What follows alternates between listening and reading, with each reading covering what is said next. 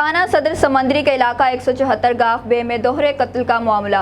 PTI MPa Adil Parvez गुजर समेत 10 अफराद के खिलाफ मुकदमा दर्ज कर लिया गया। मुतासरीन के मुताबिक कत्ल का वक़ुआ आदिल परवेज की एमा पर हुआ है। थाना सदर समंदरी के इलाका 174 गाफ बे में होने वाले दोहरे कत्ल का मुकदमा दर्ज कर लिया गया।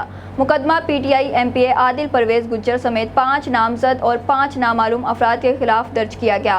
एफआईआर के मुताबिक वक़ुआ आदिल परवेज गुजर की ईमा पर हुआ। मुतासरीन के मुताबिक वक़ुआ के वक्त आदिल परवेज मौका पर मौजूद था। याद रहे कि खाल के तनाज़े पर 174 गाफ बे में 2 सगे भाई कत्ल जबकि 2 जख्मी हो गए थे। ये आदल ने जी बंदे घल्ले ने मुड़े ने आख्या भी नक्का लाना, उन्हें आख्या नक्का मैं नहीं लाना।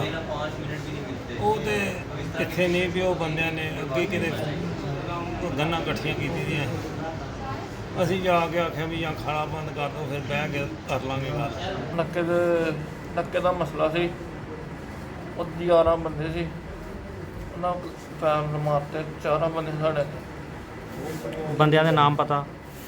आसफ ताहर ते मेरा नाम है शाहदेव ते तारफ।